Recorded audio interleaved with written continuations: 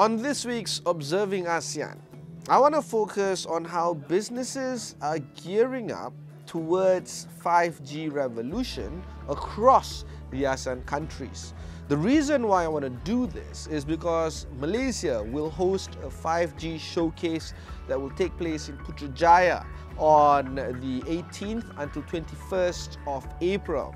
Prior to leading up to that 5G showcase, I spoke to a host of individuals and companies and businesses regarding how they view the arrival of 5G and how it's going to impact the businesses of Southeast Asia, particularly that of ASEAN. Take a look. Let's talk a little bit about the markets in Southeast Asia. The launch that you alluded to just now was in Jakarta. It's going to happen in a few years' time. Clearly, Southeast Asia is a market that AWS is extremely focused on. It is, after all, the third launch site after Europe and the US. Is it still keeping to that allure that Southeast Asia is the next big thing to do, particularly for business? Is this still the growth area? Look, I'm very excited about Southeast Asia. If you look at the money that's coming into things like startups, if you look at the GDPs of the countries, Philippines growing at 7%, Malaysia just having their new election, we've got Penang Bank in Malaysia doing the $3 billion fund to do the tech innovation to Digital 4.0. Like, there's a lot of investment going into Southeast Asia. We also have a really young population who are heavily mobile proficient. The use of mobile and internet connectivity across Southeast Asia is very high. So I think that's going to drive a lot of investment, and it's also going to drive a lot of use of the cloud and things like serverless we were talking about. How different would it be knowing that you will create a new data center in Jakarta to supplement that in Singapore right now? How best will this help your clients? Sure. I mean, we have a number of large customers already who operate in Jakarta. And so from startups like Traveloka and like Tokopedia to some enterprises as well. And I think that having local data sovereignty, having local connectivity is always helpful. Jakarta has a population of 18 million. That's a lot of traffic that's centralized, and some of that doesn't need to come all the way back to Singapore once we load up that region. In the same case in Malaysia, for instance, we already have a CloudFront, which is like a content delivery network presence in KL. And so that helps customers of people like Astro, people like iFlix, to use Amazon's private backbone to get back to us. So very good from a business point of view because you get dedicated connectivity back to the cloud. I want to talk a little bit about 5G because the prior interviews, while I asked the same question, how will 5G affect their business? They remain optimistic, but they're not quite clear on how it will be optimistic for their companies just yet, largely because they don't know how this will transform things. They would assume it's for the better, and they would understand that a lot more devices are going to be put in place. IoT is going to be a bigger thing than it is now. But for you, do you think that you can have a crystal idea, or at least a less hazier view of how 5G is going to impact your business profitably? Absolutely. I think about this quite a lot. If you look at the law of physics, they don't change no matter what technology we build. And if you look at sensors we're putting in IoT, if you look at businesses who have remote sites all around the islands in Southeast Asia, connectivity is not that great. But 5G will give you enough low latency and enough bandwidth that you can start to connect these things. I like to give an example. There's a thing called the Square Kilometre Array, a huge global project going on in Australia at the moment, and that's going to build a kilometre of satellite dishes. Each one of those satellite dishes puts out over 4 terabytes of data per second. The cost of bringing that back to somewhere like an AWS region is astronomical with current technology. But as 5G gets rolled out, we'll start to do things on a scale a bit smaller than that satellite array, where we can actually bring this information back. So think about remote mining or Petronas with all of their factories all around the region. Some of this data at the moment is too heavy and too costly to bring back. But with 5G, it will be cheap and you'll get connectivity in remote places. So it will actually transform business because data they're currently throwing away or shipping around in hard drives and moving them around will now be able to be connected back to the network. There's also the problem of rolling out the 5G technology Singapore will probably be among the first, if not the first, in Southeast Asia to do so. They say that it's going to get done next year, in 2020. Malaysia says 2021. Indonesia has no clear date just yet, at least not one that is published. Will this, I don't know, slow down progress for consumers at large, both companies and individuals, in trying to get the best out of technology? I think there's going to be some capital decisions made around whether 5G or investing in the current infrastructure, is going to happen. And consumer is obviously a big market, but lots of the telcos make their business still out of like business-to-business contracts. And I think that as companies like large manufacturing and heavy industries start to want to use 5G, I think that will be the tipping point in the capital investment for countries like Malaysia, Indonesia.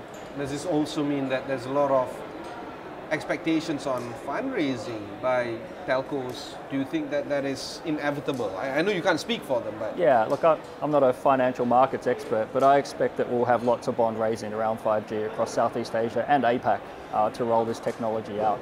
And it will most likely be anchored by clients who have already signed contracts, like some of these heavy manufacturing. Must be exciting times at least, right? Absolutely. All right, final question.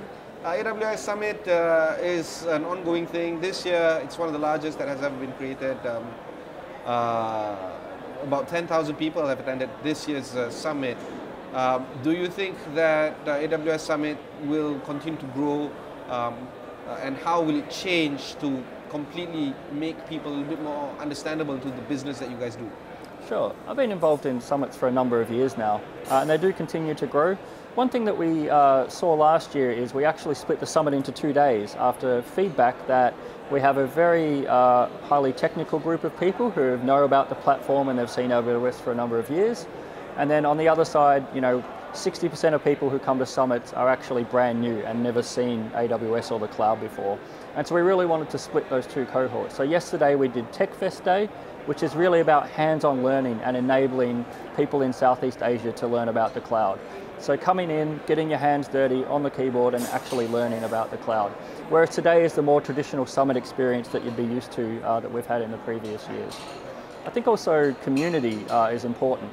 So this year, for the first time, we have a developers lounge downstairs in the middle of the expo hall, and it's completely driven by community. So we don't curate the content, we just tell the community and the community leaders to come in and they can present on their customer, on what they're doing in the cloud, and get some eyeballs on the things that they're doing. I think that's a very powerful thing around the cloud and community and them building out their own kind of interests. TCB is payment service provider.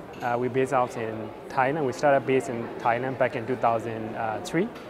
And over time, we've been doing this payments service as a software as a service approach, and started with airline customers back in 2008. And after that, we are trying to find a few more additional marketplace online e-commerce provider, and also additional airline customer to support. Start from them, we started our business as ISV, an independent service provider. And then we transform ourselves to software as a service provider approach for payment services. And based out in Thailand, now our headquarters based in Singapore, and we operate around this Southeast Asia region. The markets that you are also focused on is Myanmar, which is considered quite underserved compared to other ASEAN markets, particularly in the sector of financial services. Was it clear that you guys needed to do more in Myanmar on this industry? In Myanmar, when we go into the country for the business back in 2014, 2015, we have a few challenges because unlike other countries that we operated in, the country is underdeveloped. They don't have a mechanism to process payment and online processing. So what we had to do is, unlike other countries, we have to build the network on our own, like payment acceptance agents and channel, and also environment on our own, so that we could be able to serve the customer over there. So the challenge we had in Myanmar is quite different with other countries because of the environment is quite mature, quite immature at that time, and so we have to build everything on our own to start acceptance process over there, payment acceptance service over there. Do you think that you would need, therefore, a strong technological background in terms of delivering the services to your customers? in this region or no, in anywhere in your business, for your business? For us, we focus on the payment service development. So we know about our development mechanism, we know about our product mechanism, but what we do not know more about is that how our customers are looking at, what kind of features that they are looking at. So to support that, what we have to do is we roll out quite a few requirements or quite a few features that we communicate with our customers so that we can deliver to what they need. And also the other option that our customers are looking at is that different kind of payment channel. So unlike traditional credit card payment, they're looking at a few more additional. For example, like they want to pay with cash, they want to pay with monthly installment, they want to pay with convenience store, for example. So those kind of integration we need to keep connected around this region so that we can serve any countries that our online customers would like to go in. That was my conversation with a host of individuals and business leaders following our discussion on 5G and how it's going to impact the businesses of ASEAN and how it's going to progress ASEAN to move forward. Remember to catch this show on all Astro AWANI's platforms, including that of the Apple app, Google App Store. You can download our app there, as well as astroawani.com. I just want to also highlight that this show, Observing ASEAN, is nearing its end of the first season. So let us know what you think about the show and how we can help improve it. Until next time, I'm Ibrahim Sani, signing off from the lovely cruise ship of Costa Venezia, currently calling port at Port Klang. Until next time.